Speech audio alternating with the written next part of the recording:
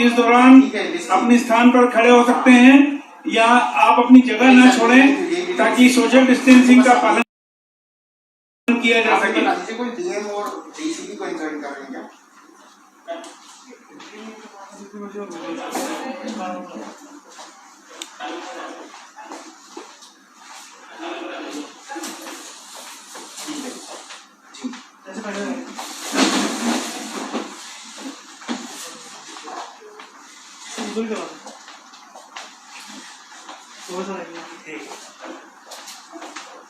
Sir भी आ रहे हैं।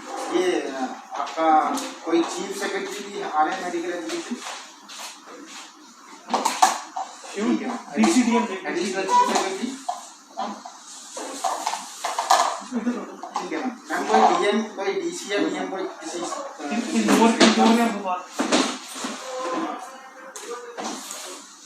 मैम नाम बता दीजिए उनका please.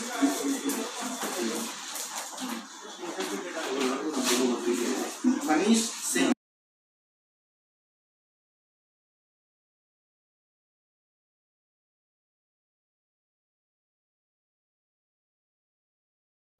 is the bigger screen in the screen. So when you spoke, it's your screen. Okay. Okay. So when the minister speaks, it will be in screen only, right? It will be as long as everybody else is on mute. If it picks up the call, yeah. I think we should be careful about it. Okay. So I should keep muting people if they are not muted, right? That's right. Yeah. Okay. So I'll keep a tab there as well.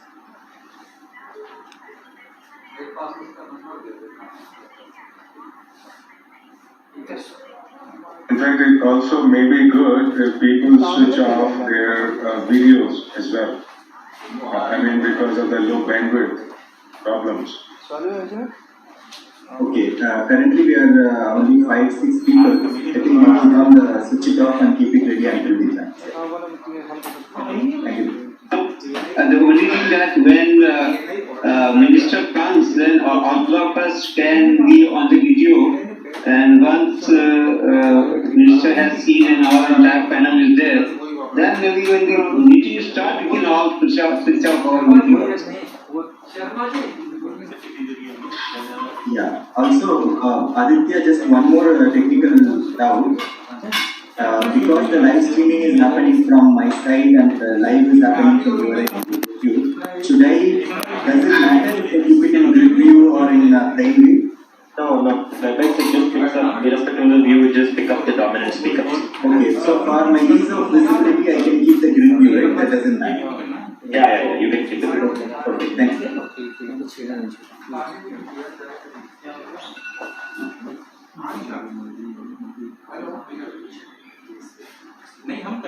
Also, Sachin जी है room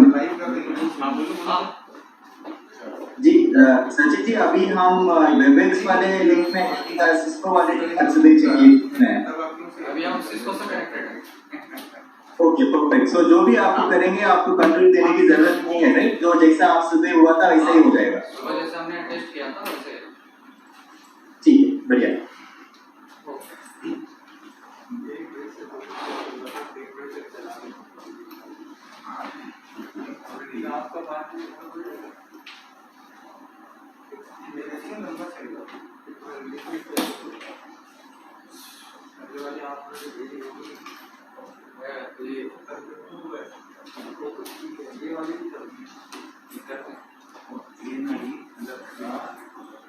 Of course, at least one person should remain on video, either Shakun or Akhilesh. Just so that if there's something going wrong, we know from their facial expression. If you can't hear, for example, or anything like that.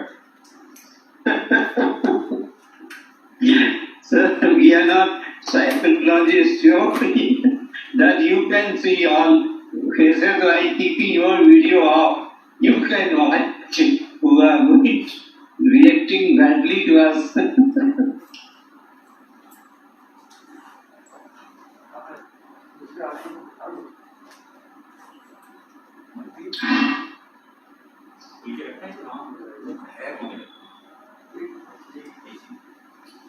We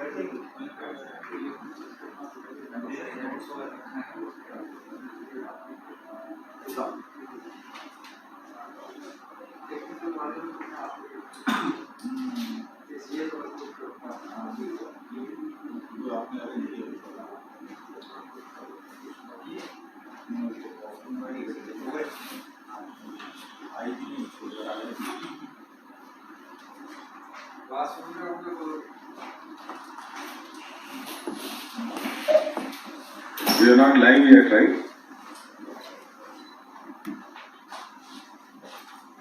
Not absolutely.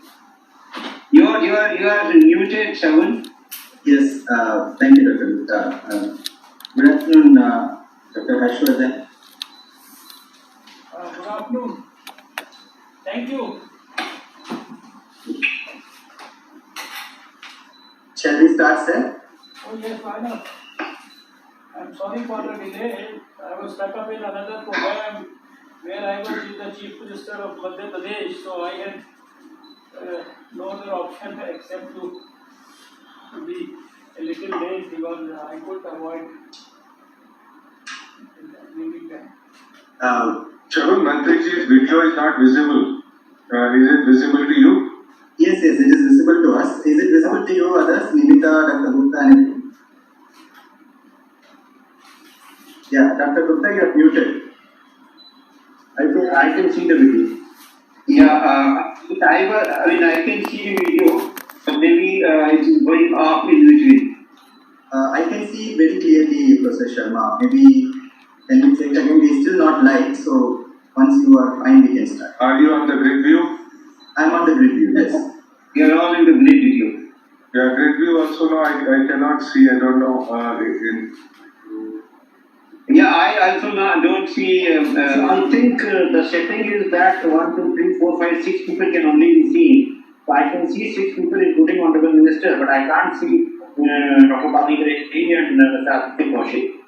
So I think Video off. They both have kept their video off, that's right. if they No, go I off, then they will can't be see able to see. anybody. And I don't see anybody at all. I don't know. Your settings might have the incoming video off. Now I can see Mr. Bani also. We are good, in fact, live it will be shown. We're doing live streaming, right? Okay, well, let's start. Let's start, okay. So, with your permission, let me just do the countdown for the live event. Dr. Harshvardhan, we are actually live streaming this event, so we have a back end who needs a countdown. So, I'm going to start. Our Aditya is there who will be enabling it. Aditya, 3, 2, 1, go live. Yes. Very good afternoon, everyone. We are live now, and I'm really glad that we are having this session. And I'm also extending very good evening and good morning to our participants joined from various parts of the world for this exciting session today. And today's event is one of the milestone moments in the process of making the Science Technology Innovation Policy 2020. We are actually launching one of the largest public and expert consultation process for policy making in science and technology. Our very own Minister, Honorable Minister Dr. Harshvardhan, Minister for Science, Technology, Earth Sciences, Health and Family Welfare, who will be launching this session along with having a first of its conversation in this series with our Secretary, Department of Science and Technology, Professor Ashutosh Sharma. And this event is being live streamed in various platforms. And I request everyone who have joined this event to use the hashtag chat with Dr. Harshvardhan. I repeat, hashtag chat with Dr. Harshvardhan to share their ideas, comments and thoughts, recommendations to reach out to this set of people here, and also beyond that we will be using all those inputs to deliberations in the policy process. We have our social media volunteers sitting in all the platforms taking those inputs from all of you. So this is going to be a completely participatory experience for all of us. With that, let me quickly give a brief about today's session, although it's going to be pretty back-to-back tightly knit. We have two segments. The first segment we have introductory presentations of India's S&T progress by our Secretary, Professor Ashutosh Sharma, and the policy process and framework presentation by Dr. Akhilesh Gupta. Then we will have a launch of MyGov STIP 2020 Science Technology Innovation Policy campaign page on the MyGov portal. We are joined by Shri Abhishek Singh Ji to actually facilitate that. And Minister will be launching that portal today for the country, and people can start using those for the inputs. With that, without further ado, the second segment will be the conversation. Like I said, the first segment completes with the MyGov launch, and the second segment starts with the conversation between Minister and Secretary. That will be the program for today. With that, without further ado, let me again welcome all of you, those who joined on panel and on participant list and on extended network of online YouTube, Twitter and Facebook.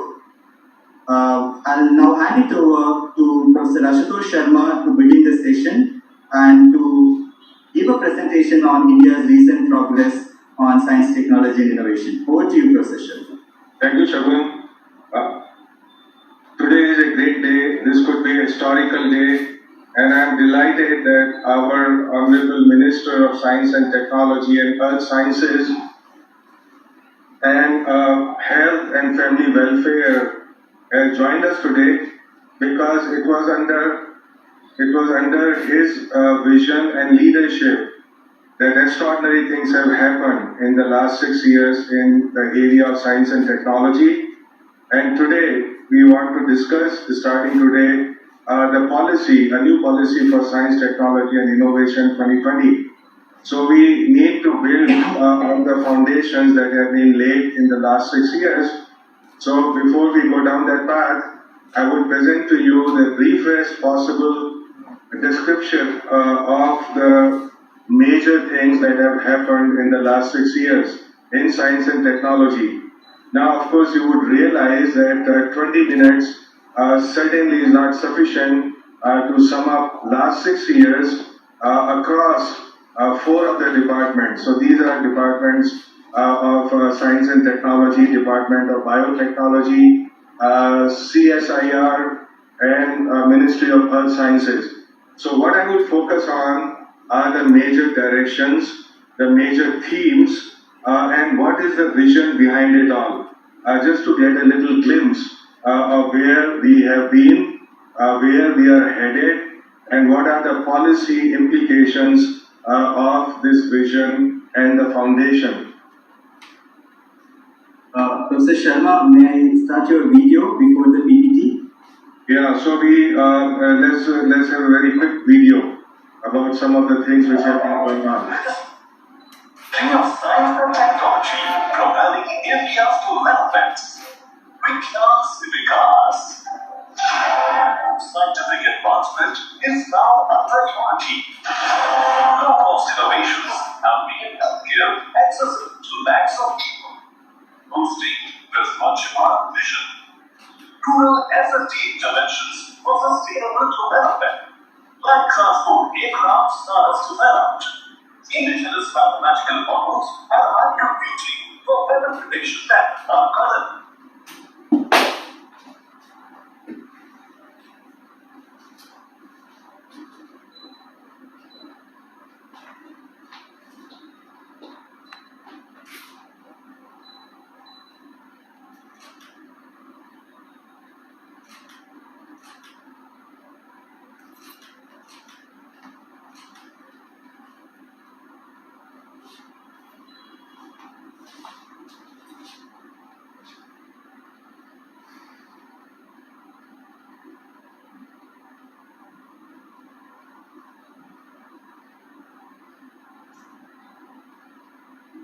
Over to you, Professor Sharma. I'm sharing your PPT now.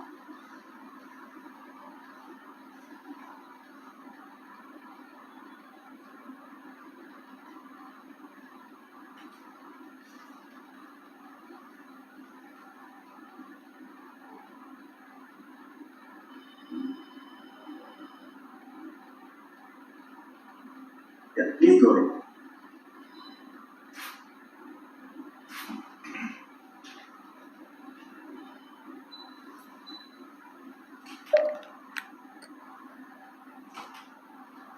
Okay, Shagun, I was just signaling you to unmute me.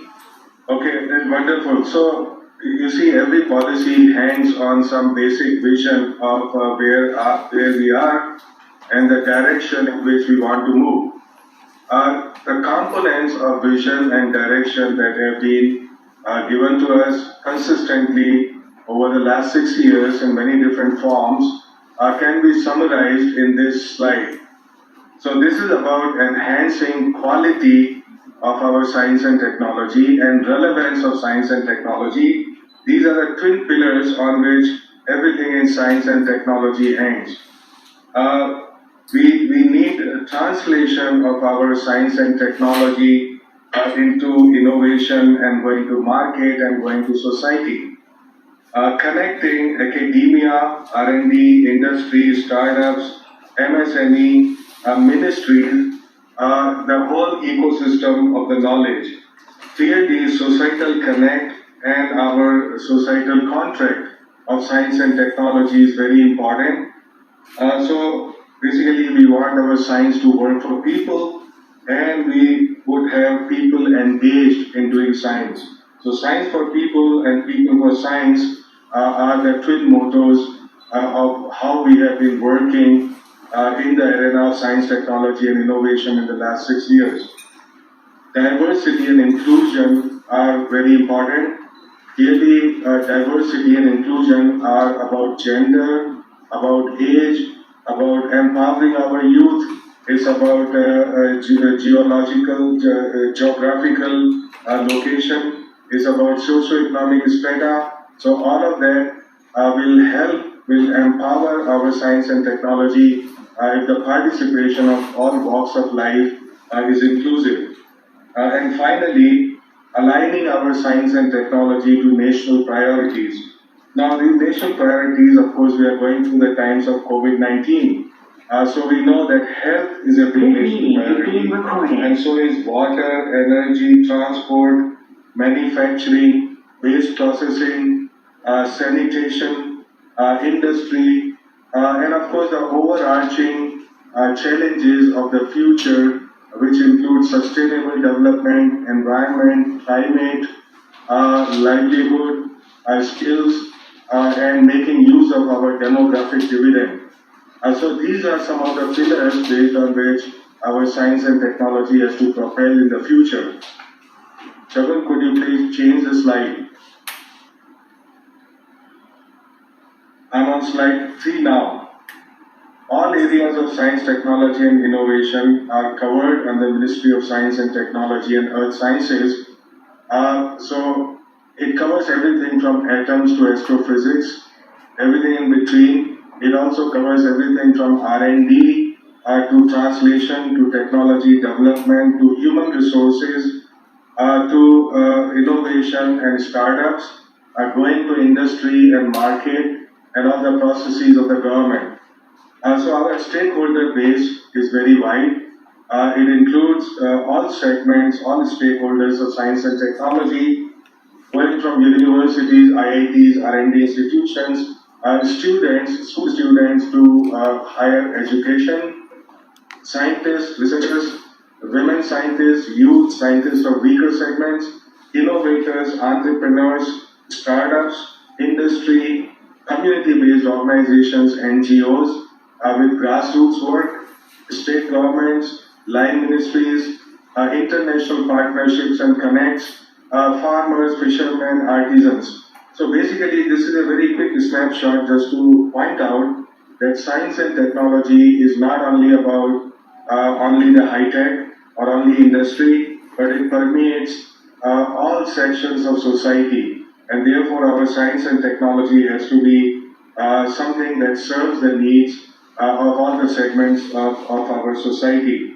Science and technology is not a vertical, but a horizontal of knowledge, because it goes across all sectors and all segments of society.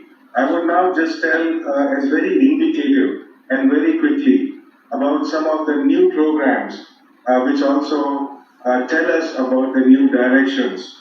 The new programs of Department of Science and Technology, one theme which runs into all the departments of science and technology is related to being future ready. because we live in times which are times of disruptive technologies, which are times of exponential technologies.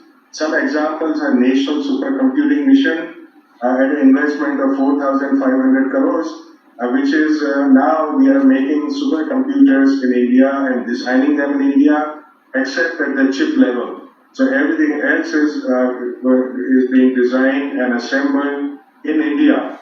Already 6 supercomputers have been established, and our objectives are very ambitious to have an array of 70 supercomputers to deal with all areas of science and technology and service of science and technology to society. A new mission on cyber physical systems was launched last year, which includes everything from sensors to robotics to Internet of Things to Industry 4.0 and the applications in all the different sectors. This is an investment of 3,660 crores. A mission in quantum technologies, which we know are the disruptive technologies of the future, is in the offing at an investment of 8,000 crores. And this would make us totally future ready in disruptive technologies like quantum computing, quantum communication, cryptography, quantum sensors, quantum algorithms. So the whole world is very fired up about these new set of technologies, and we are not behind in the rest of the world because we started working on quantum technologies even 3 years ago. Innovation in startups and industry is the way forward to convert the fruits of our basic R&D to new socio-economic opportunities. There are several new programs. In fact, more technology incubators have been made in the last 5 years as compared to last 50 years. So certainly this is an idea which has gained muscle. New programs, Nidhi, which is an end-to-end program to encourage all stages of innovation and startup. Manak program takes the mantra of innovation to school students. Up to 100,000 school students are chosen based on the power of their ideas. They are given mentorship and 10,000 rupees each in order to motivate them, in order to empower them, in order for them to become the entrepreneurs of tomorrow. Another very interesting program, Sathi, it is setting up centers with sophisticated facilities which are required for industry, required for MSMEs, required for startups, because they often do not have access, very easy access to these high-end instruments, infrastructure, and information. So all of that is going to be provided to industry at large by these centers. Each of these centers at an investment of 150 crores. Next slide. In terms of addressing national priorities, there are new programs in advanced manufacturing, waste processing technologies, mission innovation, which is focused on smart grids, clean energy, bioenergy, in collaboration with Department of Biotechnology, and digital mapping of India. Because all our development needs, our governance, all of that depends on having very good maps of India at a resolution and accuracy of 10 centimeters. Using the latest technologies like LiDAR and drones, this mission has started with a lot of energy and going forward very quickly. Another very important aspect of doing science is communicating it to all the stakeholders of science and technology and society in general. And India Internet TV, India Science Internet TV with a huge library has been established. I request all of you to visit this. It's a huge resource. A new program called Avsar started in order to encourage our PhD students and young scientists to write popular science stories based on the area of their research. So idea is that we convert our scientists also into popular science writers because they know their science well. Now they have to explain it to our people, to our youth, to excite them. And I'm very happy to report that just 1 year we received more than 5,000 entries, of which top 100 entries, popular science stories, have been rewarded and they have been mentored to write even better stories. There is a new India Science Tech and Innovation portal which gives a 360-degree view of everything which is happening in science and technology in the country. Next. Department of Biotechnology, finally, we need to empower quality science. So new programs, Vajra, for example, brings the best of global science and scientists to the country so that they can collaborate with our scientists, they can co-guide our PhD students. About 100 of these top scientists from abroad are already visiting us under this program. Vigyan Jyoti program is creating women scientist leaders, which means that in the underrepresented areas like technology, we would scout, train, motivate them and empower them to join the top institutes of technology and also have a pipeline for their career progression.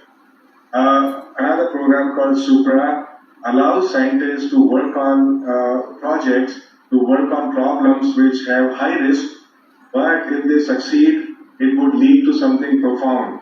So this is to encourage profound research, high risk research, but to move away from small time incremental research. And finally, about policies. Policies are very important. Two policies are already in the final stages. The first one about S&T infrastructure facility. This is all about how to create infrastructure properly, effectively, how to share infrastructure, how to maintain infrastructure, how to dispose of infrastructure. So because we have a lot of infrastructure and we create tens of thousands crores worth of infrastructure every year. So clearly having a very clear vision about this would go a long way. And other one is about the scientific social responsibility, something which is very close to the heart of our Honorable Minister. Scientific social responsibility is about how do we reach society using all the tools at our disposal. These tools are our infrastructure, these tools are our human resources, these tools are our information about science, technology and innovation. So in every possible way that we can empower different segments of society, whether it is MSME, students, farmers, everybody, if we can connect with them and have an interface to do that, that would be a transformative change indeed. And finally, we are meeting up on the Science, Technology and Innovation Policy 2020 today, and that would be an overarching policy that takes into account all our strengths and builds upon them. Next. Department of Biotechnology is clearly, in health and agriculture area is of great importance. They have developed many new varieties of cereals, of fruits, animal vaccines have been developed, diagnostic kits for detection of different animal diseases.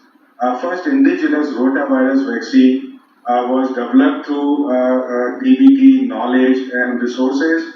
And of course, we are now in the middle of developing several vaccines in India related to COVID-19.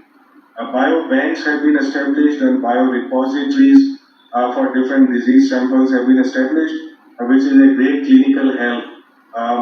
Then they have fostered some of the world's best international cooperation programs. And of course, all of these cooperation programs build on the best of our global knowledge and resources. Our new mantra in the last 6 years in connecting globally has been very simple, that it must be based on our need and their strengths. And of course, we return something to them, so that's a win-win situation, but we must not lose sight of what is actually needed by us and who is it who can partner in that very effectively. There have been a vibrant startup innovation system. The one I talked about, the startup innovation ecosystem is empowered by all the departments of science and technology, and biotechnology has set up many different incubators and startups in that space. Affordable healthcare is the need of the country. And this includes, for example, mapping of genome of our for a 10,000 healthy population in order to have a base case. So by having this kind of database, we can understand more about pathophysiology of different diseases and compare them with the healthy population. Agriculture improvement and enhanced productivity in crops has been a very compelling theme in biotechnology, and so is empowering the rural sector. And this is a very interesting program because it has set up 125 Kisan hubs in all the so-called aspirational districts, which benefit directly 1.25 lakh farmers. And so these hubs is a very good model. Once the model is working effectively, this kind of program can be scaled up to reach every district of the country. Similarly, biotech, entrepreneurship, development, the idea is that once you have the knowledge, you have to convert it to technology and then you take it to the market, and that happens a whole lot of time through developing entrepreneurship. So there are several bio-incubators, about 100 bio-incubators that have been set up in this area, and the things are moving with the speed and scale forward. Next.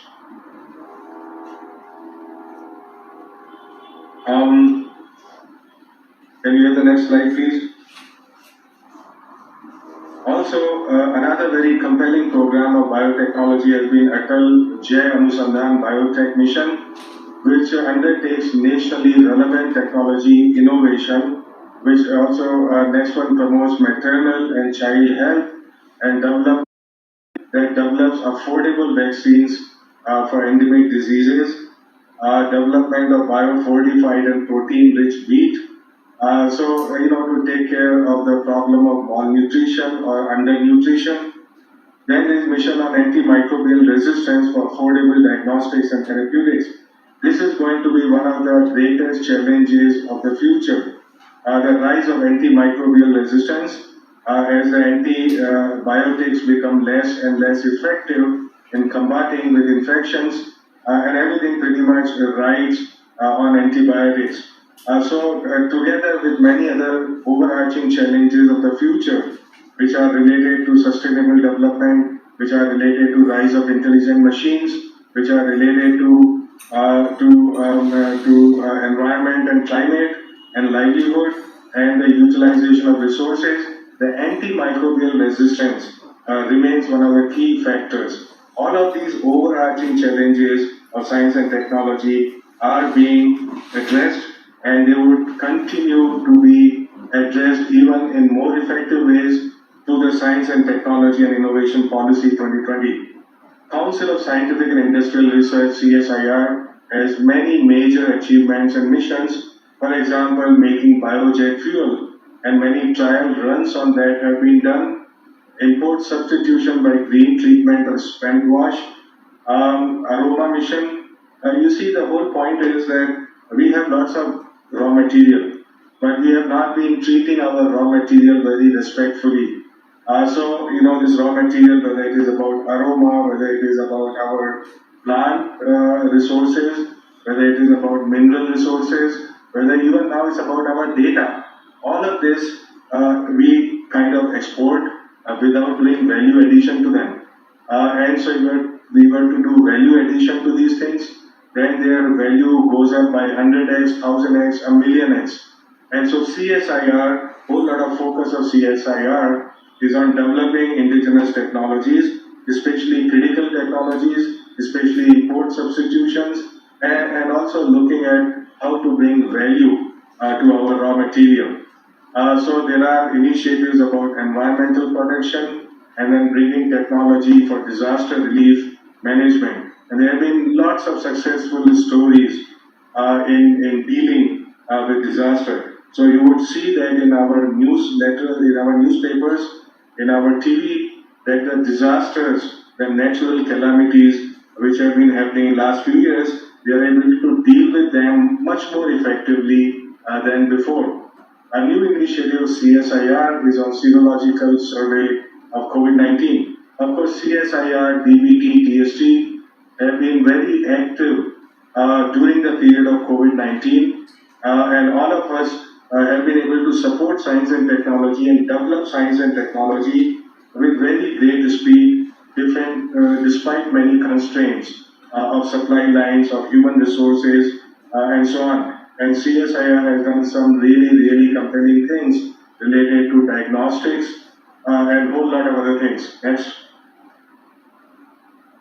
Ministry of Earth Sciences, they are the weathermen of the nation. So, accuracy of weather forecast has gone up multifold. Many new tools of science and technology have been pressed in the service of weather forecast, whether it is supercomputers, whether it is a whole lot of new algorithms, and a very deep scientific understanding of weather, of monsoon, and of course, the big daddy of them all, the science of climate change. These are very deep scientific things, so it requires a whole lot of scientists, but also service people working together. In addition to that, there are many advisories which are given to our farmers and to our fishery people, so that they are less prone to getting caught up in storms, and they also go to the places where there is more catch, for example, for fishes. Tsunami warning systems, operational oceanography, shoreline protection and management, marine and coastal pollution, and desalination plants are some of the highlights of what the Ministry of Earth Sciences have been involved in, together with seismological services and also looking at the opportunities in polar regions. So in terms of real-time earthquake monitoring and warning systems, doing fundamental research on how do we understand earthquake genesis, and so we can do better management of earthquakes. There are several new big-scale research facilities which have come up, and of course new programs for the poles. These three poles are of course Antarctic, Arctic, and the Himalayan poles. Himalayas are very vital for the health of our nation, not to say even globally, but we have to be very great players in understanding Himalayan dynamics, understanding the implications for climate and environment, and making mitigation and adaptation strategies which are required for Himalayan regions to flourish and supply with our needs as well. Very big new Ministry of Earth Sciences initiative is about the Deep Ocean Mission.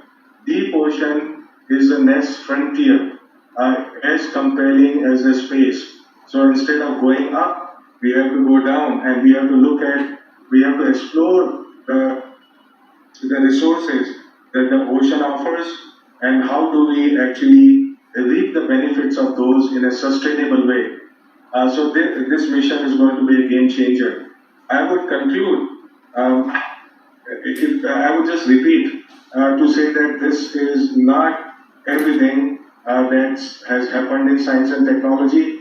Clearly, we read maybe 10 to 20 different stories related to science and technology every day. And of course, the ministries of science and technology in various forms are involved with those initiatives, in supporting them, in championing them, in navigating them, and all of that. So many interesting and deep things have been happening in the arena of science and technology. Really, science, technology, and innovation are the basic pillars based on which everything else rests. The development, the sustainability, the livelihood, creating skill set, empowering our society in every possible way. So I will stop there. Thank you very much for listening to this very brief snapshot. And of course, any of you who have interest in learning more about it, please write to us. Please visit our website. Please visit India Science Channel and all the other resources that are offered. I would now request that we are going to launch today my STIP 2020 page. So Shagun, please take it from there.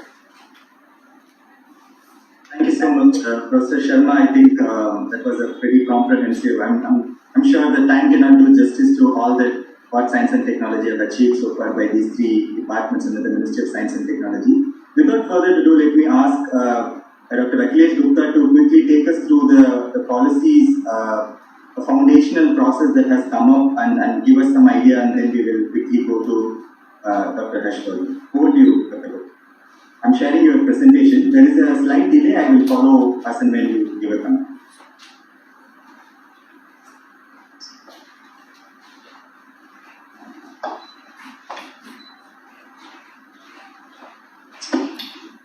Yeah, thank you, Shagun. Honorable Minister, all the distinguished panelists and the audience at large. So I'm going to be very brief. This is a kind of introduction that I am giving to the formulation process of District 2020. Can I go to the next slide, please? If you look, just give a background of how the policy processes have gone in the past. There have been 4 policies after the independence. The first one came in the 1958.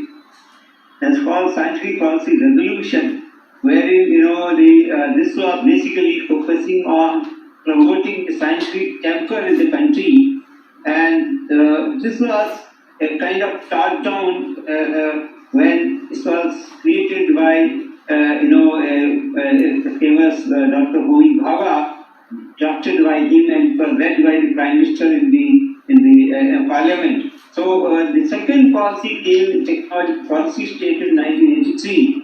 This also came as a top-down system where when India was put under the technology denial regime after the Pokhran-1 experiment, and then the Prime Minister had come out with this kind of policy where the country should achieve the technological competence and self-reliance. Then came the Science and Technology Policy 2003, and this was the first time that science and technology was brought together, and especially the government had the vision to connect the science with the society, and also the first time that innovation system was talked about in this policy. And the last policy was, of course, the 2013 policy, which is called Science and Technology Innovation Policy, came at the time when the International Innovation Decade was being celebrated. All said and done, all these policies were largely, I would say at least initial policy was largely cut down, although the last 2 policies have some bottom-up process and also a wide-range consultation. But the policy that we are in fact proposing now, in fact, primarily has been based on these 5 pillars.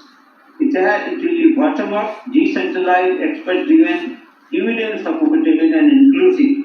And that is the difference between the rest of the policy that we had formulated in the past.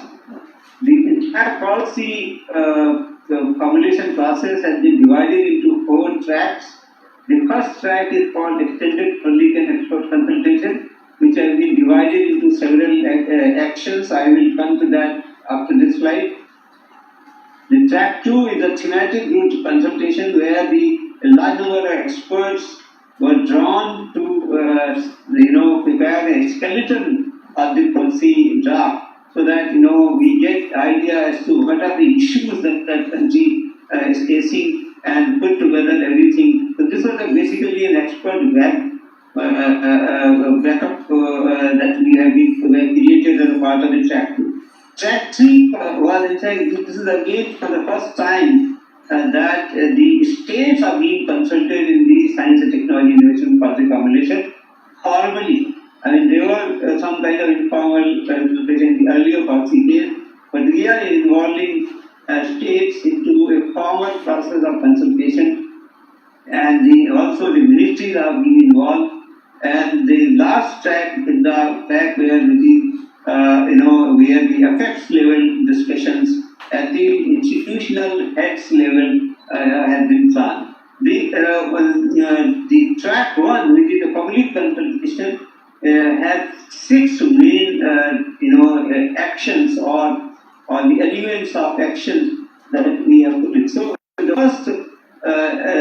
action in the public dialogue with thought leaders and public scholars, which we call it in conversation with, and Honorable Minister in fact is launching this activity today.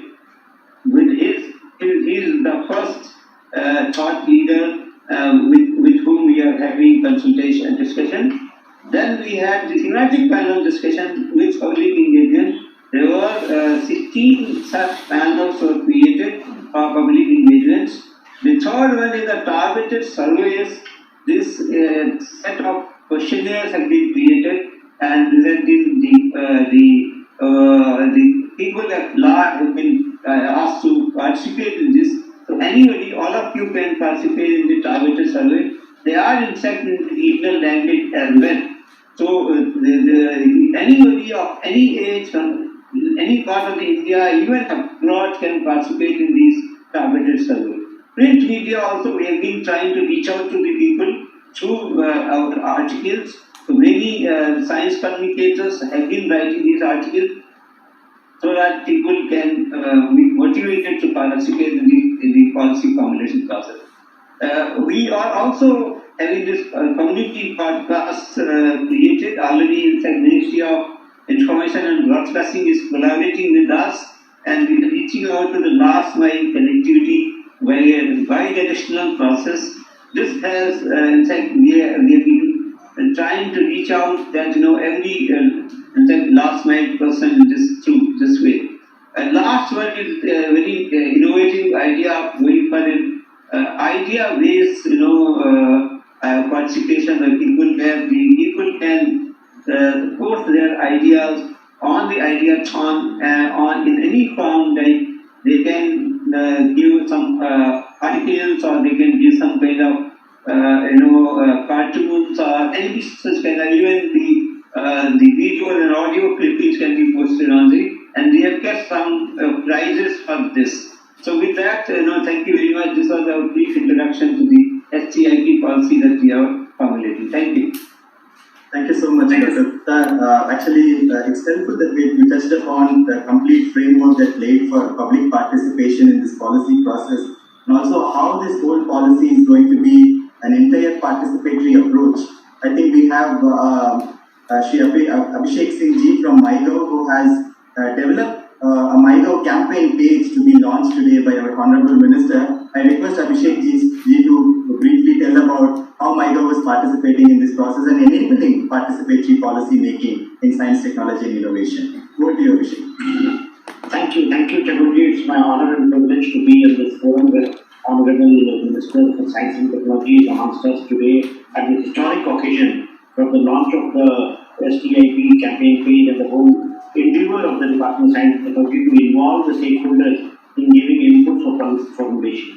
We have seen through the great achievements that the department has been taking up in the last few years, and especially even during COVID times under the leadership of Honorable Minister and the Secretary of the Department of Science and Technology and all the officers of the Department of Science and Technology. It's indeed a great opportunity, and it's an honor for MyGov to be part of this process. MyGov, as we all know, was launched by Honorable Prime Minister 6 years back on 26 July 2014 with an objective to enable citizen engagement, with an objective to give a voice to the citizens in policy making and ensure participative governance in a true sense. So we have been working with various ministries in this direction, where citizens' opinions are taken into by policy formulation, and Department of Science and Technology has been one of the most active partners of MyGov in this endeavor. We have been collaborating on several events in the past, and this year, this STIP initiative also is a step in that direction.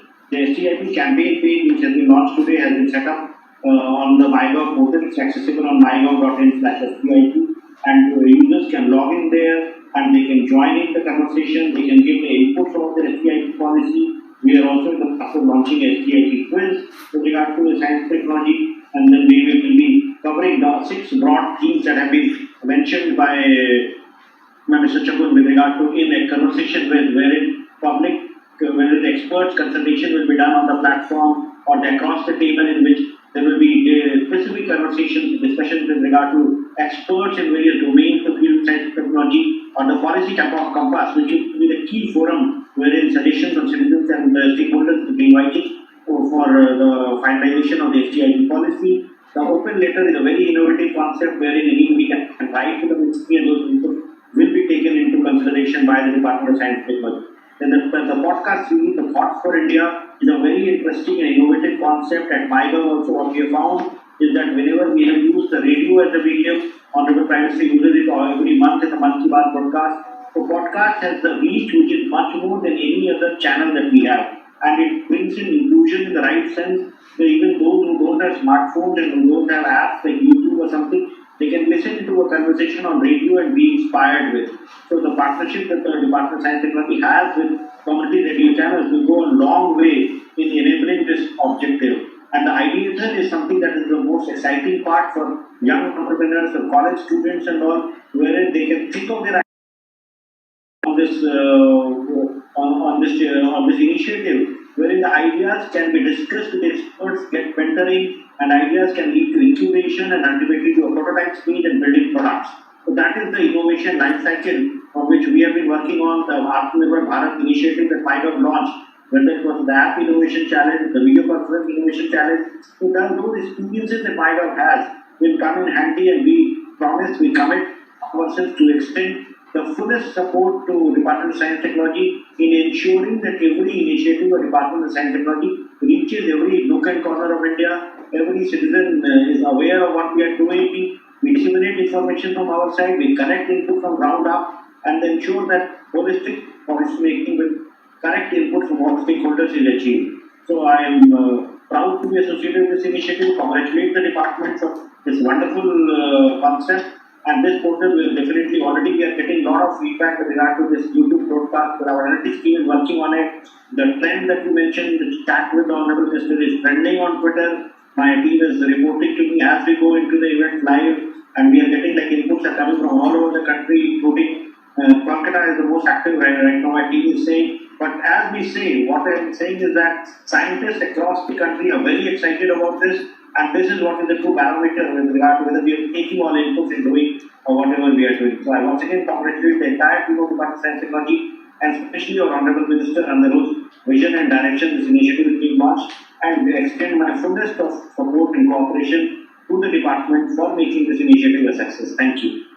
Thank you so much, Abhishek ji. Thank you so much for inspiring and motivating words, and also the extending hand of cooperation. That's a very welcome sign in the government functionality, let's say, now that we are doing. And now I request Minister Dr. Vardhan to actually use that small 30 seconds video to launch the MyGov campaign page from your side. I think Sachin ji is there, who will be Dr. Vardhan will be launching it.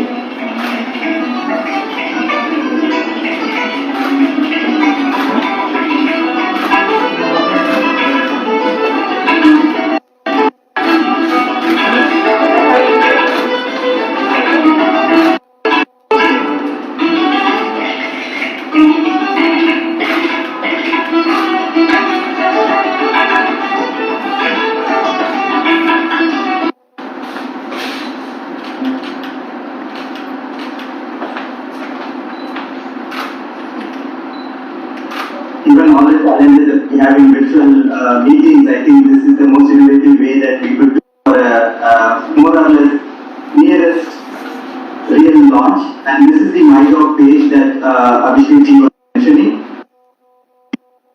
All these events that we talked about for public participation is live from now. And thank you so much, MyGov ji, for your team and everybody who worked hard to this. Can you move down a bit and have all the features? This whole policy mentioned, and then the details completely transparently mentioned, all the 4 tracks that we are engaging, and then all the activities also just mentioned here for anybody to engage in conversation that the Minister is launching today is the first one to start with, and other activities are also mentioned for anybody to engage with. Thank you so much, Abhishek ji, and thank you so much, Sachin ji from Minister's side, and thank you so much, Honorable Minister Vardhan ji, for launching this. I'll hand it over to my Dr. Pandey to initiate the second segment of today's event. Over to you, Dr. Nivita. Thank you, Dr. and thank you, once again to Shri Singh for his remarks and for the long achievement. I launching the MyGov campaign page. And now I would request our Honorable Minister Dr. Harshvardhan to address the gathering and provide his valuable thoughts on science technology innovation in India. Over to you, sir.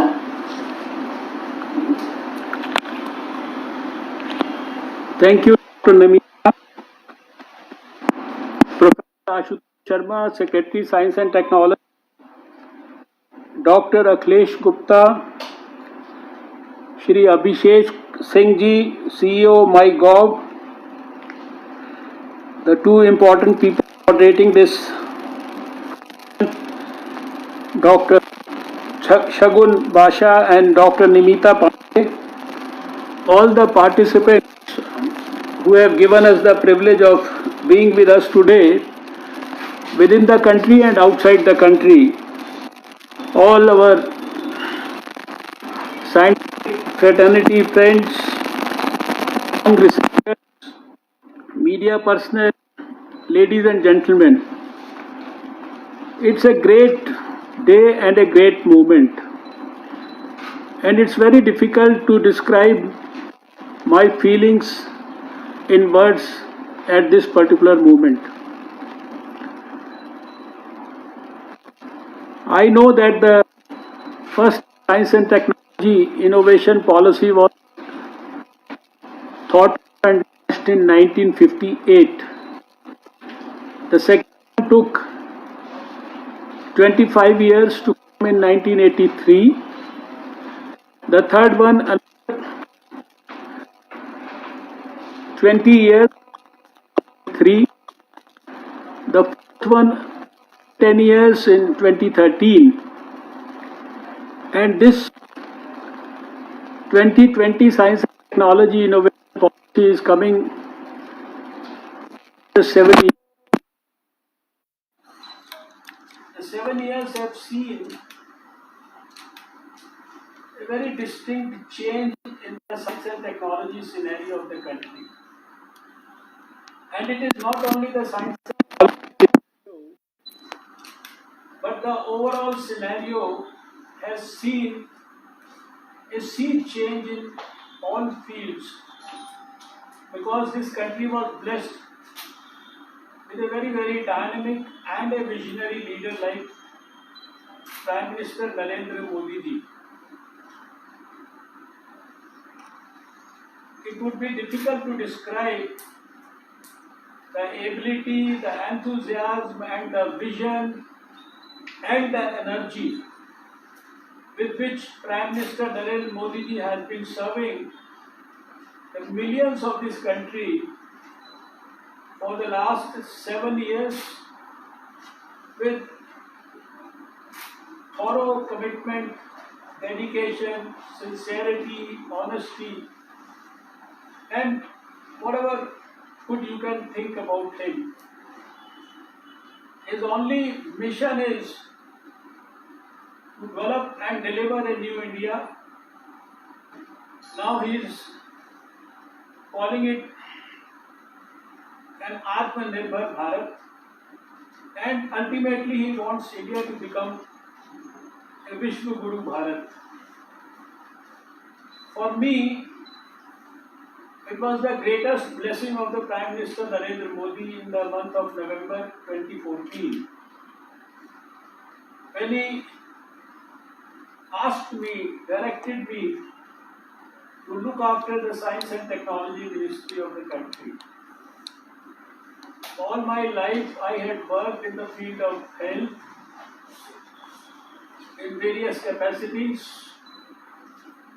as a medical student, as a medical association activist, as a health minister in Delhi, and prior to November 2014, for about 6 months as a Union Health Minister, and also for a couple of years as an advisor to the World Health Organization. Health had always been my life, my passion, my soul, and I used to live health, I used to like health, I used to dream about health.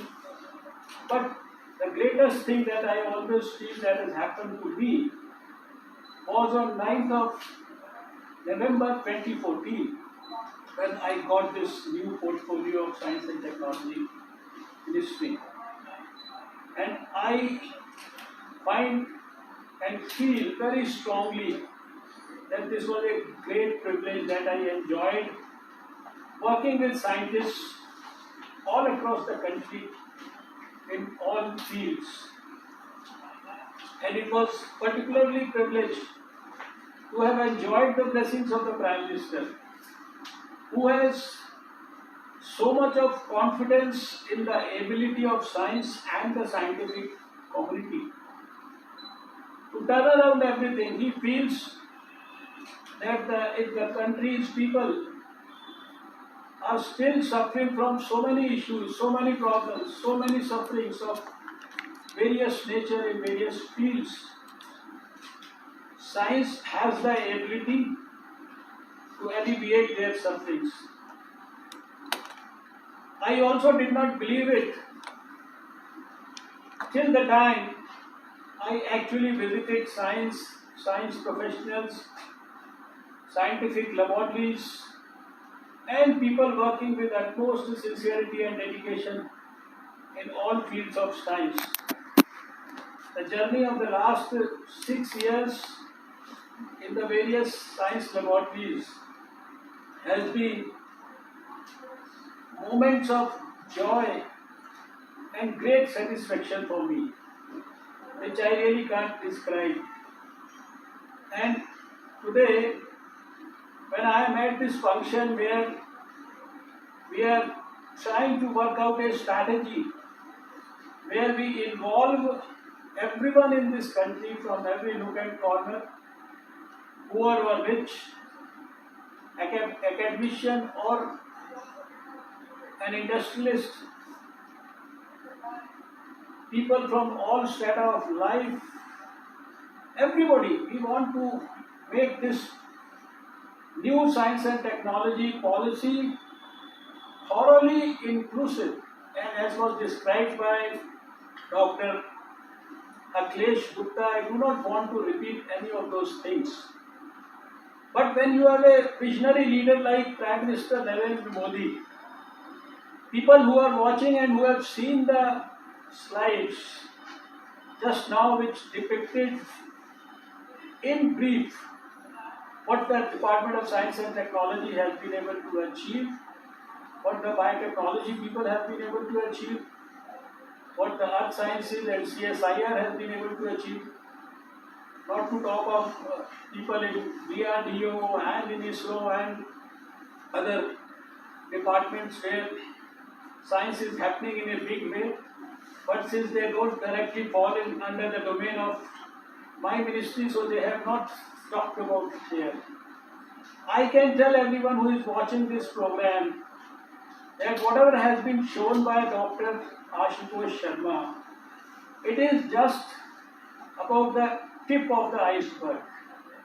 And it's really very difficult to describe the great achievements. When we talk of these achievements, I can say with utmost confidence that whatever Indian scientists are doing in India, we are inferior in no sense to anyone performing the best in the whole world, and in number of fields we are probably performing much better than the rest of the world. Today,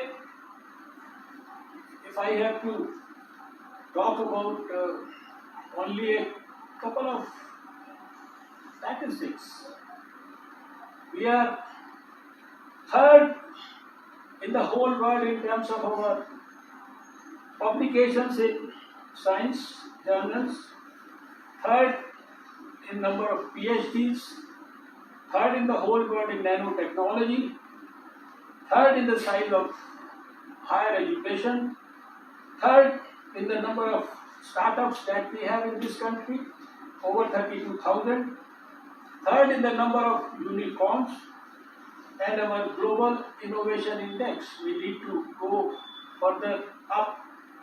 It's from 81st, we have come to 52nd position. Ease of doing business, we have come down from 142 to 63. And in last 6 years itself, participation of women in science has doubled, and India's R&D personnel, research and development personnel, that's about 3.42 lakhs, almost 40% higher in the last 6 years from 2014. We are ranked 12th in science and research output. And when I talk of other places, CSIR, it is ranked first in the Nature ranking index today based on the total research output by its institutions in 2018-19. And following it is another Indian institution, that's the Indian Institute of Science. Our Jawaharlal Nehru Institute, our Center for Advanced Scientific Research, autonomous under our DST, Department of Science and Technology, is ranked 7th amongst the top 10 institutions. I know that in a list of over 1200 institutions in the whole world, which are supported by government money, which are public institutions, CSIR has always been in the first 15 or 20 or so. I think these are all extraordinary achievements. When we talk of early tsunami warnings in a country under Prime Minister Narendra Modi, a country which was caught unaware in 2004 because of a devastating tsunami killing millions of people or making them homeless. Today we are ranked number 1 in the whole world. Our weather forecasting systems are almost ranked 4th in the world. There we have right now a 9 petaflop facility, which in the immediate future, 1 or 2 years, we want to take it up to 40 petaflops. So many achievements. You talk of any parameter, I have a huge list maybe during the course of the program. We talk about them. I think science and our scientists have done remarkably well. And I have seen in recent COVID times also. It was not only my COVID warriors like doctors and nurses and the health staff in the hospitals or the sanitation and the security staff working there. It was the backing of the scientists in various fields, whether it was biotechnologists or the ICMR scientists isolating the virus, doing the genome sequencing of the virus. I think they did it for more than 1,000 viruses, developing the new vaccines, developing the new kits, developing the new ELISA test, developing a new ventilator in the science laboratory. So many things have happened. I have to thank the scientific community. And I would use this particular occasion to also, because nothing could have given me the pleasure than this knowledge and information that the MyGov portal, which is probably one of the most respected portal in the country, or maybe if I say in the world, it may not be an exaggeration. A brainchild of our Prime Minister Shri Narendra Modi ji. And when we see that the science and technology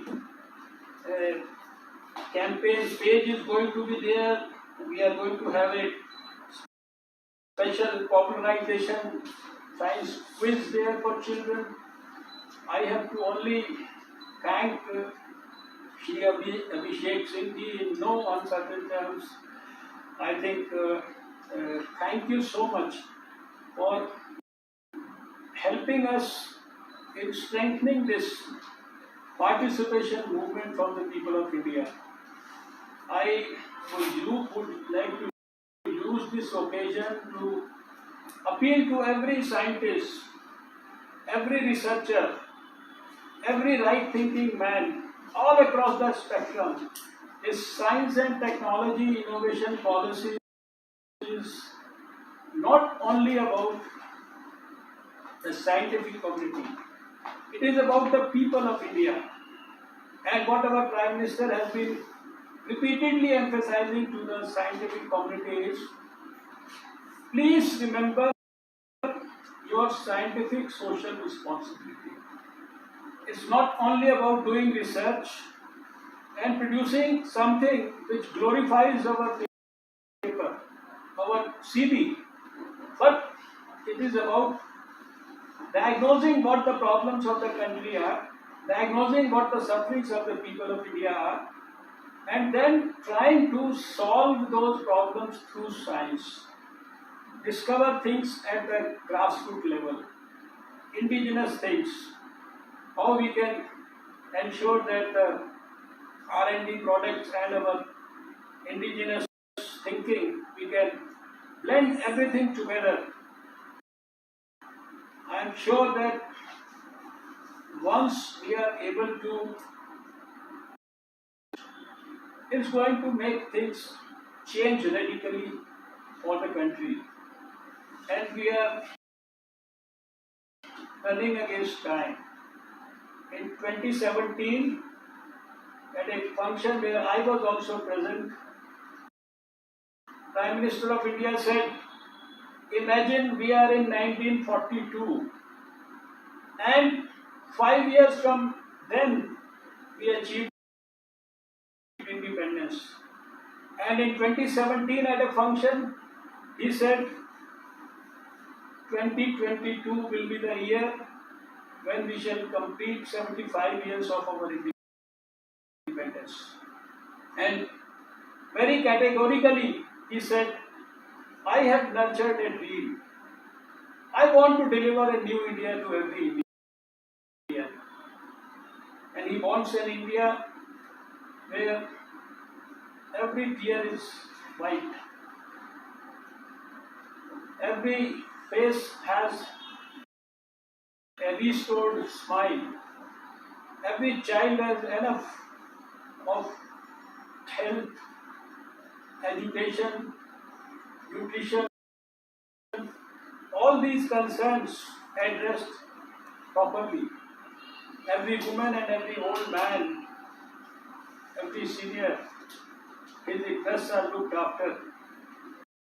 And the country lives with a dream of delivering a new India. I am sure after having worked in science and technology for last 6 years continuously and having watched everything very meticulously without any prejudice, I can say with conviction that if there is one department which has the real potential to help our Prime Minister in delivering this new India of his dreams, it is the Science and Technology Department. And the scientists have a new responsibility. And our countrymen, if you can advise the scientific community for helping us in devising a very good science and technology policy, I can promise you on behalf of the scientific community of India that we shall work day in and day out with all the wisdom at our command, with all the sincerity at our command, and ensure that your ideas are nurtured properly, they are taken care of properly. We convert your ideas into very definite programs, and like what we have learned from our Prime Minister, we will convert those ideas into visionary programs, and then we start implementing those visionary programs. And not only we will implement them, we will very meticulously monitor their implementation and ultimately bring back to India your suggestions and your ideas converted into fruits of research which will help you better your lives. And this is a moment where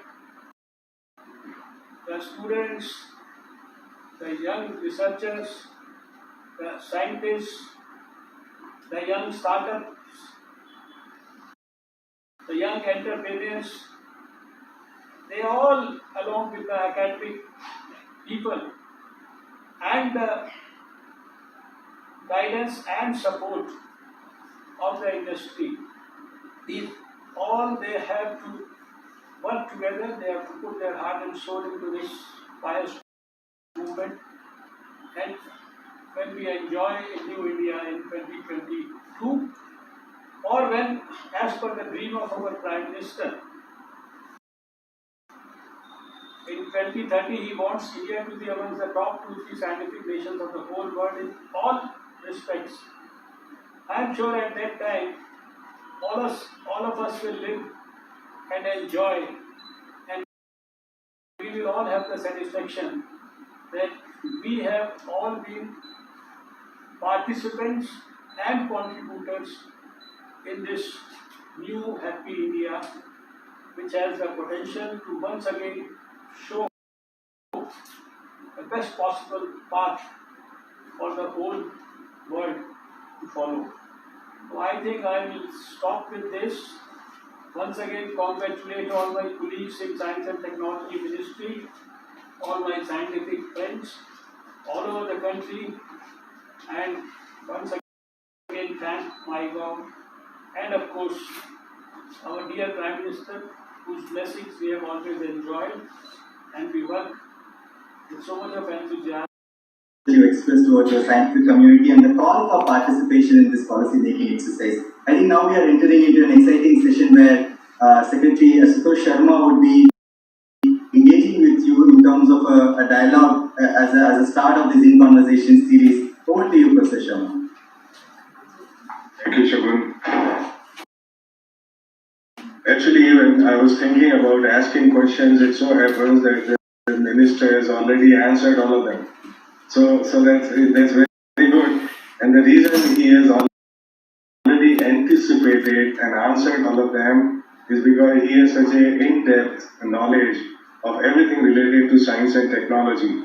So you are a medical doctor yourself, and as you pointed out, that you have visited all the 80 R&D labs of the Ministry of Science and Technology, Earth Sciences as well. And I do recall every time that you came back from somewhere, you had such a positive things to say about the science and the scientists and the labs and the great work that they are doing there. Now you have also been you have had a very unique insight because you have been Minister both of Health and Science and Technology, and these are the two domains of knowledge and service that have come together rather seamlessly in the time of COVID-19. So to solve any of our problems, including health, energy, water, everything, clearly science and technology plays a vital role, as you already pointed out, sir. Now, based on your experience, knowing how deep and how wide our science is, and the infrastructure, and all the creative people, how can we leverage all of that for our policy, so that this policy empowers us even more, that it would help us build on the foundations which are already very strong, have become stronger in the last 6 years. So sir, a lot of people want to know what could be the insights, what could be the areas, what could be processes by which we can bring all this insight into our policy.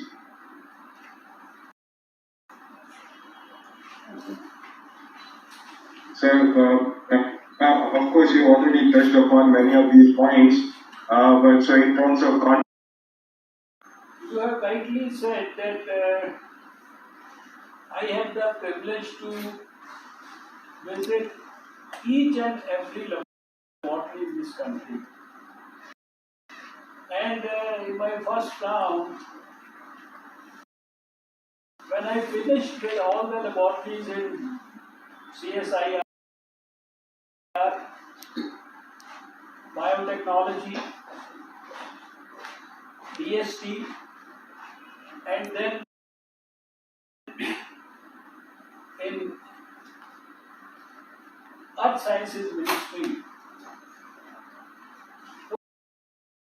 So I had that curiosity, so I started visiting the ISRO labs also, and I started visiting some of these places where a lot of activities around agricultural research and all is happening. And when I say this with so much of commitment, that our scientists are doing a fantastic job in almost every field. You have mentioned about even from small things to the highest level of research, whether it is a super computing mission or the biggest telescope of the whole world. I think in every issue there is a participation. Right now we are working inside the ocean also, going kilometers inside the ocean. Place in Koyana in Maharashtra district, the Earth Sciences Ministry in a project is going 3-4 kilometers down into the rocky mountains. Literally, that's a mountainous areas in a way, because it has been having frequent earthquakes for 50 years, and they are trying to assess what is the cause of that. So they have gone down and put sensors at different places at particular distances, and they are trying to assess the reason by noting down the observations and analyzing those observations continuously for not only months but years together. The point that I want to emphasize is that already in virtually every field there is so much of experience now, because CSIR, you know, it was born in 1942 and it has 38 labs. Your DST is about 50 years old. The biotechnology department is about 30 years old. Earth Sciences Ministry is also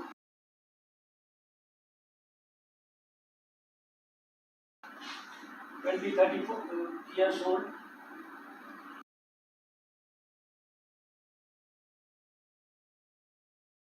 In virtually every field, we are already doing so.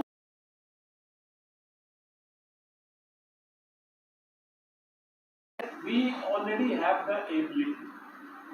Now, in 70 years down the line, 73 years now, we are also aware of the problems of the country. Like you have seen yourself, right from 2014, the Prime Minister has been trying to diagnose the problems and trying to find out the solutions to those problems, and also using science also for that. You know, he talked about financial inclusion, he talked about digital India, he has taken the optical fiber to the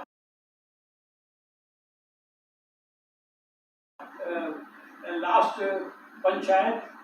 Now he is talking about a national digital health mission. So many things. His research thoroughly, people people centric. Now we need to apply our mind, see around ourselves,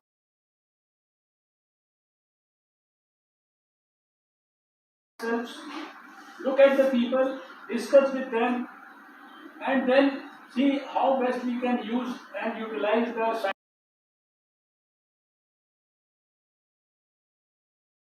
scientific principles to find out the solutions, and that direction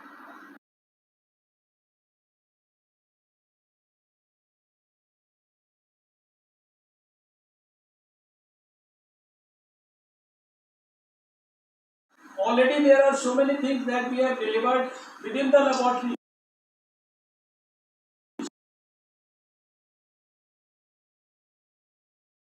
Benefits to be enjoyed by the people.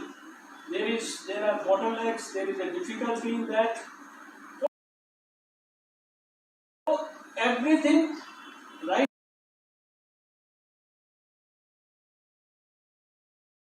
now with the experience of 73 years for the society, the problem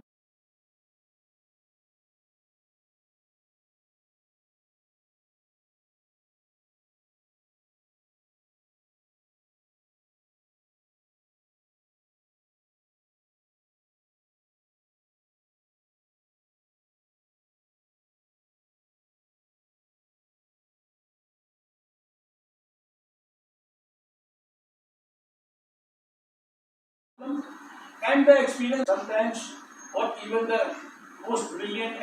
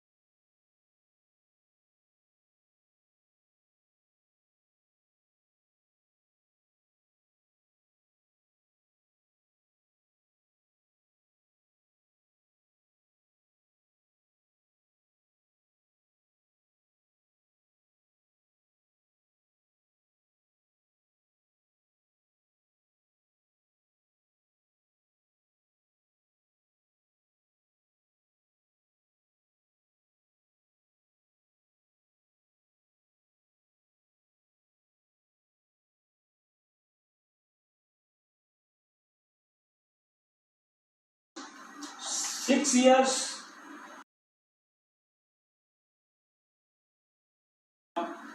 that in 2014, within the scientific community, within a few things on the social media and send your suggestions. And with MyGov and everybody involved, I am sure that we are in for a very, very dynamic science and technology innovation policy in 2020. Though it may be remembered for the COVID 2020, 2020 will also be remembered for Prime Minister giving a clarion call for Atmanirbhar Bharat. It will also be remembered for a very dynamic education policy, and it should also be remembered for having another dynamic science and technology innovation policy in the COVID year of 2020. Thank you.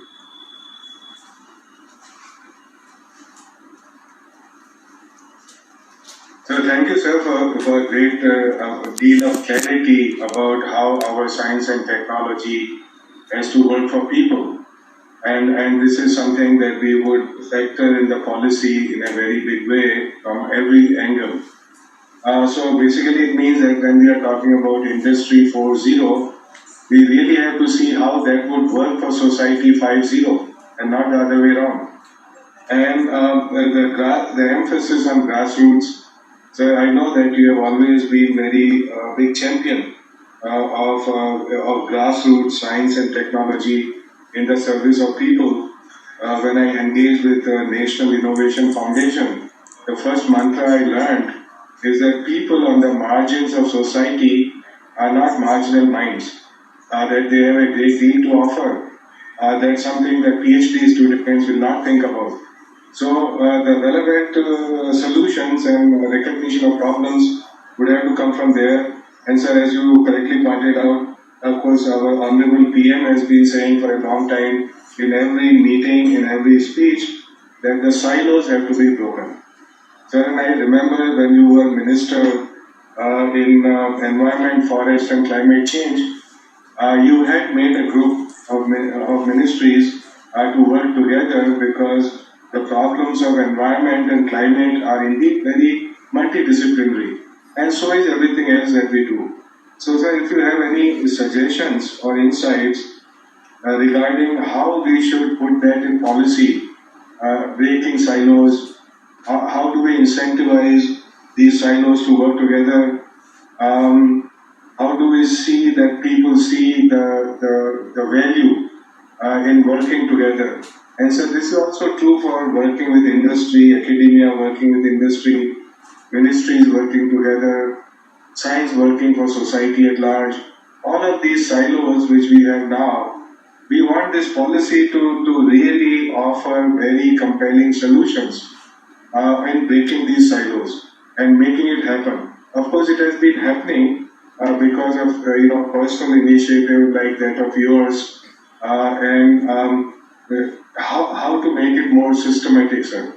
Because this is really the crux of our problem, not just in science and technology, but every walk of life.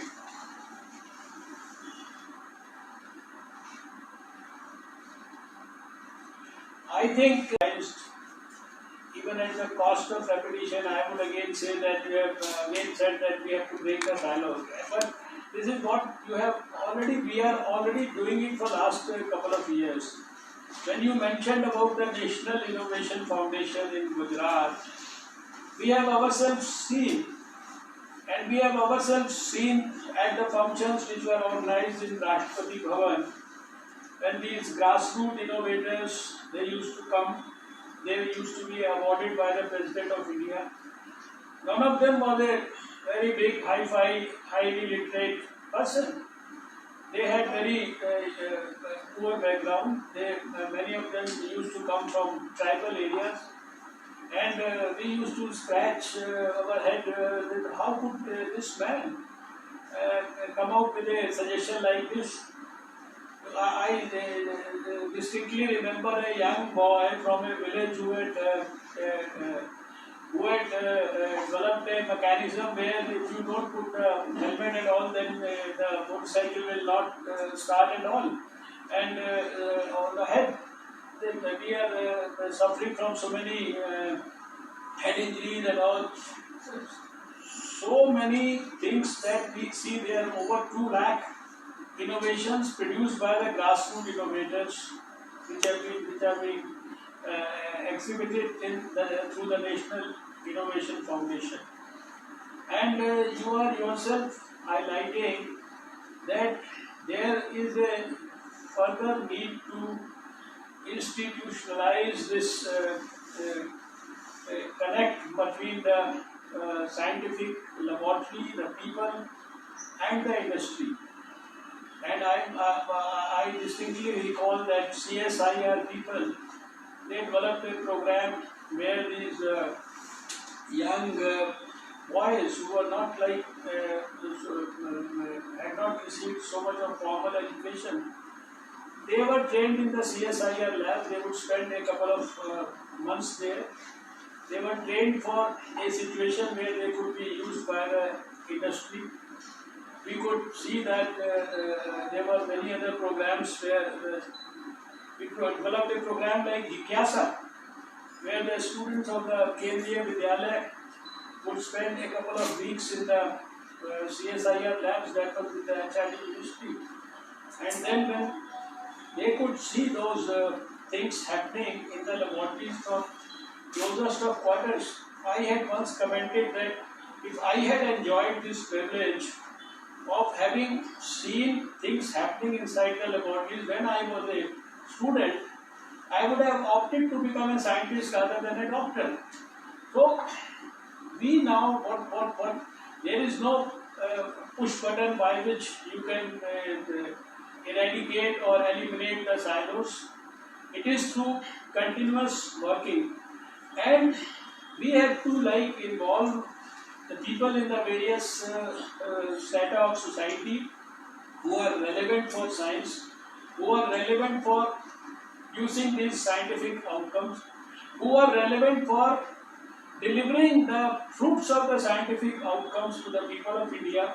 We have to actually make sure that with their involvement, now we have the broader picture, and it is now small bottlenecks which are left here and there, which need to be taken care of.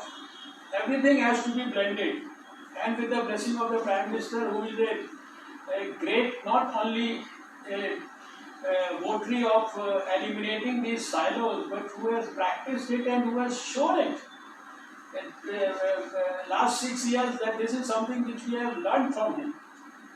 The way he has been able to tackle this issue in a visionary manner, I think people of India will suggest us what is that they want in the policy, which will ensure that right from the day one when we start working, there is nothing like a silos. So, in fact, whatever you wanted me to say, you have already answered in your question. And I am sure that with the type of experience that you all have had right now, you also have an experience of working in science technology ministry for over 5 years, being a distinguished chemical engineer from IIT Kanpur. You know that it's only about delivering now. We have already delivered so much, but we now want to focus our delivery mechanisms towards the remaining unsolved, unresolved issues of the people. And then when you mentioned about environment, while I was Science and Technology Minister, and I also had the privilege to be the Environment Minister, and when I could observe from the closest of quarters things happening to our Mother Earth because of the global warming and climate change issues, and then I could appreciate in much more greater detail the fact that there is a very strong need for the people in environment and the people in science to sit together, plan together, discuss together, frame out things which will strike a good quality scientific balance between the concerns of environment, concerns of development, and the concerns related to global warming and climate change, and that is why we gave birth to that forum where the 5 secretaries of the Science Ministry and the Environment Ministry, they started working together, and there was so much that we delivered and tried to work out to handle issues like air pollution and so many others. This is right now not the time to talk in detail about everything. We can keep on talking about all these issues, but once we go with an open mind, with a pragmatic approach, with a sincerity in our thoughts and conviction, and try to reach even the last man in the society and the country, I am sure you will have a very effective, vibrant science and technology innovation policy with you in the next couple of months. Thank you, sir. We have taken a lot of your precious time. There are just 2 more things that I also want our listeners to know about.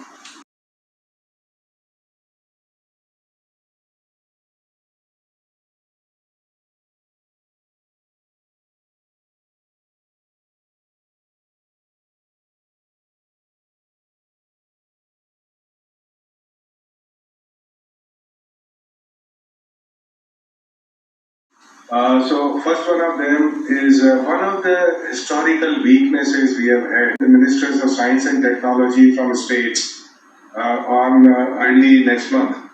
The second thing was also connecting very strongly with our diaspora scientists. So while we search for local solutions to local problems, also we connect globally to search for the best of knowledge to do that. And you are having another meeting, sir, with thousands of diaspora scientists again on 5th of September. So these are 2 different connects which we have not paid too much attention to in the past, especially connect with the states, which should be part of this policy in a very strong way as to how that they feel value in coming on board on science and technology and see the resolution of many of their problems through science and technology. So, sir, any advice you would have for the policy in these 2 matters? Strong connect with diaspora scientists and with the states. Dr. Ashutosh Sharma, you have very rightly diagnosed and highlighted these 2 issues. Regarding the first issue about the participation of the states, I also strongly feel, very, very strongly, I also feel that in spite of our whatever efforts we could make in this direction, we have not been able to bring the states on board regarding their commitment or their, you can say, attention towards some science and technology issues. In most of the states, most of the people in the government, they probably don't know who is their science and technology minister. And as there is a mechanism in every state, there is a science and technology council also, where there are some people belonging to science, representing some organizations, they make a science and technology council. Normally that science and technology council usually doesn't meet at all. I remember having hosted a meeting of the Science and Technology Council with you also there in Jaipur, where it was presided over by the Science and Technology Minister of Rajasthan at that time. But there is definitely a need to bring the state governments with more of commitment for science and technology. It is not only the central government which has to be working in the science laboratories of CSIR and DST. Most of the big laboratories in the country about science and technology, they have been developed by the government of India, there is no doubt about it. But we need to work very hard around this issue, and that is why we had planned a meeting next week with the science and technology ministers also, and I am sure that we have to arouse the type of interest that is required. First, we have to give them the right informations. We have to meet with them more frequently. And once somebody starts appreciating the power of science, I am sure that this will become a movement within their respective states also.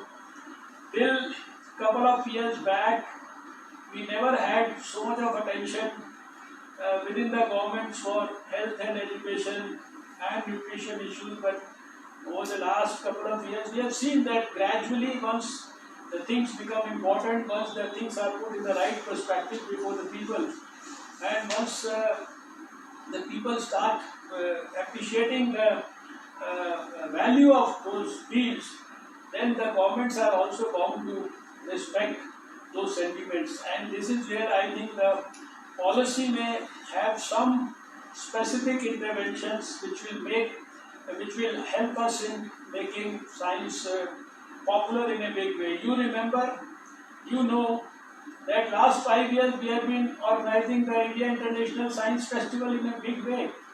And at some of these science festivals, if you remember in Lucknow, we had a footfall of 1 million people there.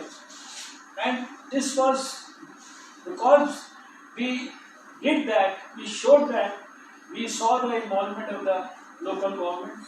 We did similar activities at other places. We did one in Kolkata, and it was the involvement of thousands of scientists, young and old, young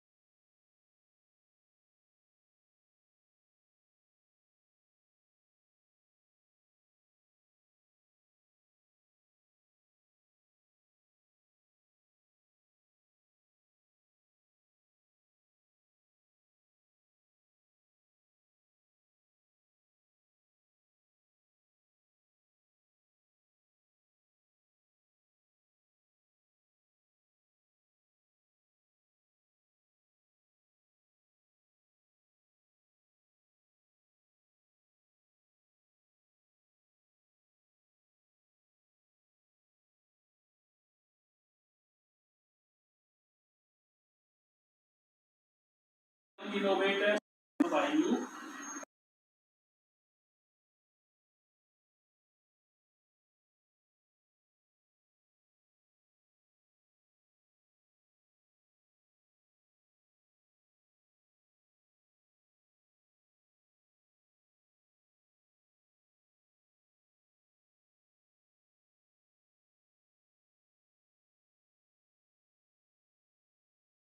And work more, you can say, not only come back, but we don't say that everybody should come back, but we can develop a good quality, continuous contact with these people, and with the digitalization, with the internet, and with all these easy access to communication with everyone. And once we make them aware of what we are doing in India, I am sure that thousands of our diaspora friends, they would be more than willing, if not to come back, but at least to contribute in big way for the development of the science in India in a big way, for sharing what good things they see abroad, for helping us with those great ideas.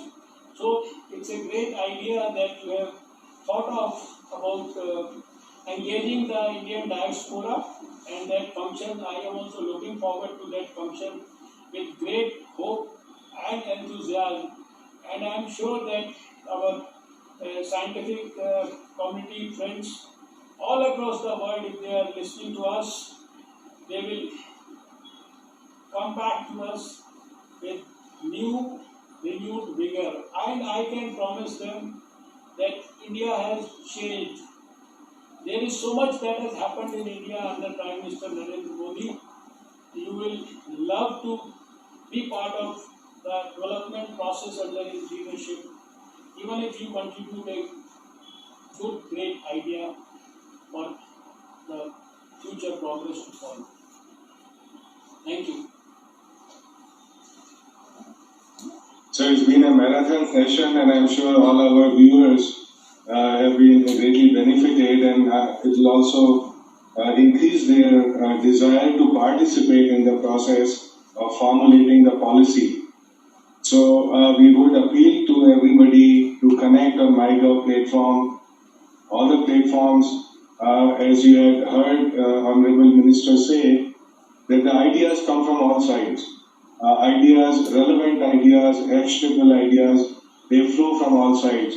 And so everybody is very welcome to contribute to this journey. Sir, thank you very much for being with us for such a long time, despite so many pressing demands on your time. I would now, sir, with your approval, we would now invite Ms. Namita Pandey to offer a vote of thanks, and then we go pregnant with many ideas which have come up here in this session. Thank you, sir.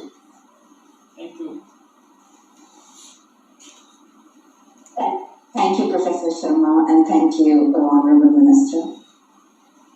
Respected Honorable Minister Dr. Harshvardhan, DSP Secretary, Professor Ashutosh Sharma, our dignitaries, colleagues, and all the audience watching us live today.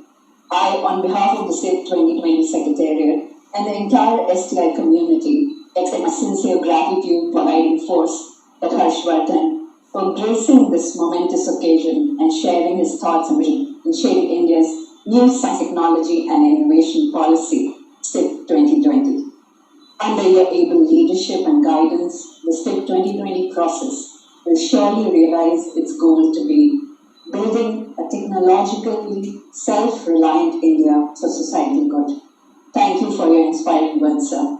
We are grateful to Professor Sharma for his consistent guidance and encouragement in taking forward this event and the SIP 2020 process.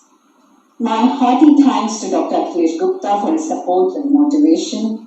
Thanks to Shri Abhishek Singhji and the MyGov team for contributing and participating in this endeavor.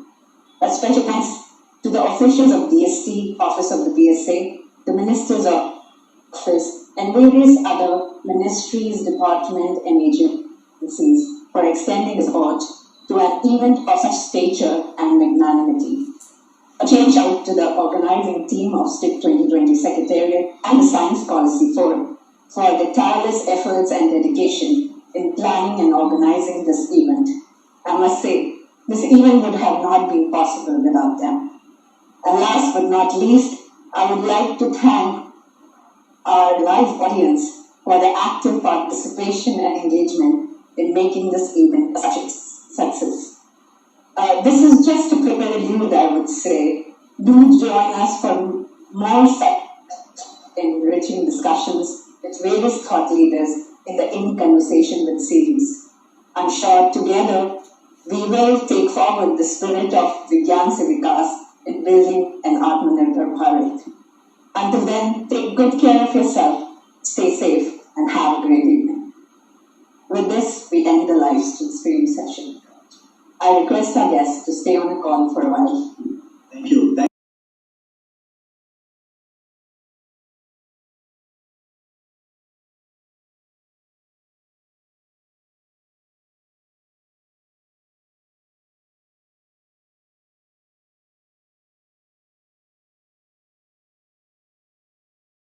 to you also, Nimita, for moderating and co-moderating this session. I request Honorable Minister to stay online.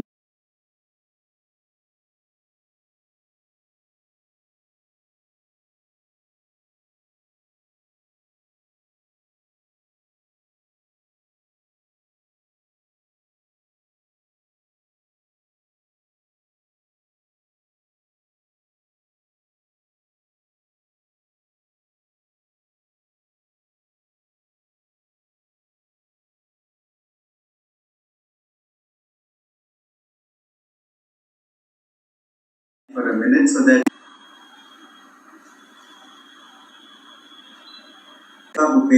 a few more people, just give me 30 seconds. I'll just take a couple of photographs for our record.